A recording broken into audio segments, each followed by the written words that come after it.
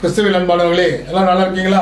இப்பொழுது இன்றைய தேவ வாக்கு தத்துவம் யோவான் நற்செய்தி அதிகாரம் 5 இறைவசனம் 6. இயேசு என்ன சொல்ற பாருங்க. இயேசு அவரை கண்டு நெடுங்காலமாக அவர் அந்த நிலையில் இருந்துள்ளதை அறிந்து நலம் பெற விரும்புகிறாயா என்று அவரிடம் கேட்டார். அது நலம் பெற விரும்புகிறாயா என்று அவரிடம் கேட்கிறார். அந்த பெட்சதா அந்த குளத்துல நிறைய பேர் இருக்காங்க. உடல் ஊனமுற்றோர், பார்வையற்றோர், கால் ஊனமுற்றோர், முடக்காத மட்டும் எல்லாமே இருக்கிறாங்க.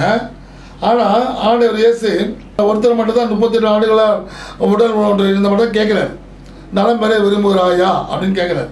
ஸோ அதே போல் நம்ம எந்த சமுதாயத்தில் எங்கள் கும்பலில் நம்ம இருந்தாலும் ஆண்டவர் இயேசு கிறிஸ்து நினைச்சாருன்னா, உனக்கு தயவு பண்ண நினைக்கணும், உனக்கு கிருபை செய்ய நினைச்சாருன்னா அதை தடுக்க யாராலும் முடியாது. இப்போ நம்ம ஒரு மருத்துவமனை எடுத்துங்க, மருத்துவமனை தான் 1000 பேர் இருப்பாங்க. ஆனால் கரெக்டாக அந்த ஒரு ஆளை தான் சூஸ் பண்ணுறாரு. அது மாதிரி தான் அந்த ஒரு ஆளை சூஸ் பண்ணி கேட்குறாரு, நலம் பெற விரும்புகிறாயான்னு கேட்குறாரு. ஸோ அதே மாதிரி கேட்குறாரு. ஏன் கேட்குறாருன்னா, நம்ம அவருடைய வார்த்தையை கடைபிடிச்சி அவர் போல நடந்தால் அவர் கேட்குறாரு, நலம் பெற விரும்புகிறாயன்னு. அவர் ஏற்கனவே ஆண்டவர் இயேசு கேள்விப்பட்டிருப்பார்.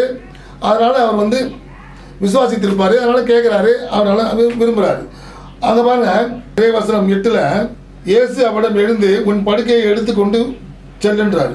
ஸோ உடனே நலம் பெற விரும்புகிறாங்க. ஆமானோடனே உன் படுக்கையை எடுத்துக்கொண்டு போன்றாரு.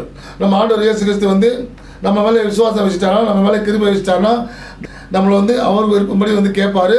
நம்மளும் நம்ம குடும்ப பிள்ளைகள் எல்லோரும் நம்ம நலம் அடைவோம். அதுக்கேற்ற மாதிரி நம்ம வாழ்ந்து காட்டும். இயேசு கிறிஸ்து நாமத்தை ஜெபிக்கிறோம் பிதாவே, ஆமென்.